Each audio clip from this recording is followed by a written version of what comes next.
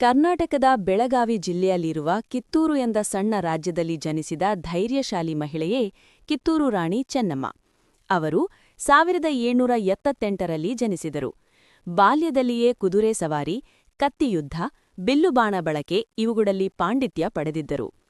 ಸಾಮಾನ್ಯ ಮಹಿಳೆಯಾಗಿ ಅಲ್ಲ, ಯೋಧಳಾಗಿ ಬೆಳೆದ ಚೆನ್ನಮ್ಮ ಮುಂದಿನ ದಿನಗಳಲ್ಲಿ ಭಾರತದ ಸ್ವಾತಂತ್ರ್ಯ ಹೋರಾಟದ ಮೊದಲ ಮಹಿಳಾ ನಾಯಕಿಯಾಗಿ ಪ್ರಸಿದ್ಧರಾದರು.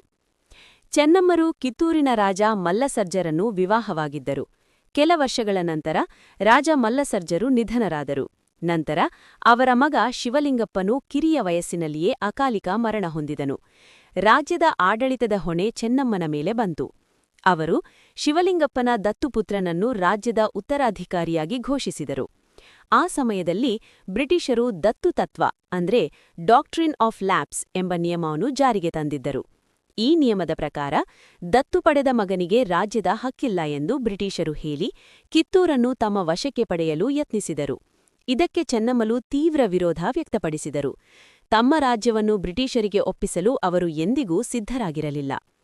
1824ರಲ್ಲಿ ಬ್ರಿಟಿಷರ ಸೇನೆ ಕಿತ್ತೂರಿನ ಮೇಲೆ ದಾಳಿ ನಡೆಸಿತು.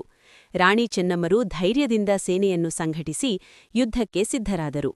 ಕತ್ತಿ ಕೈಯಲ್ಲಿ ಹಿಡಿದು ಕುದುರೆಯ ಮೇಲೆ ಕುಳಿತು ಅವರು ಸ್ವತಃ ಯುದ್ಧಭೂಮಿಗಿಳಿದರು.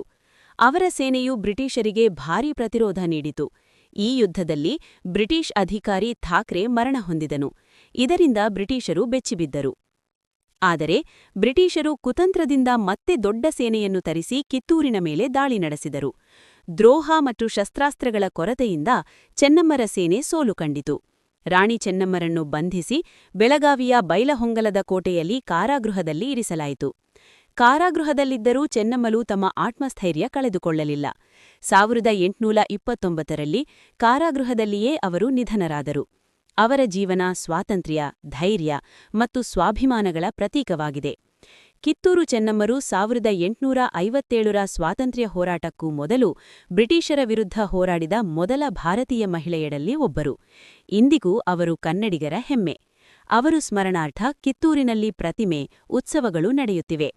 ರಾಣಿ ಚೆನ್ನಮ್ಮರು ನಮಗೆ ಧೈರ್ಯವಿದ್ದರೆ ಮಹಿಳೆಯೂ ಯೋಧಳಾಗಬಹುದು ಎಂಬ ಸಂದೇಶವನ್ನು ಕೊಟ್ಟಿದ್ದಾರೆ.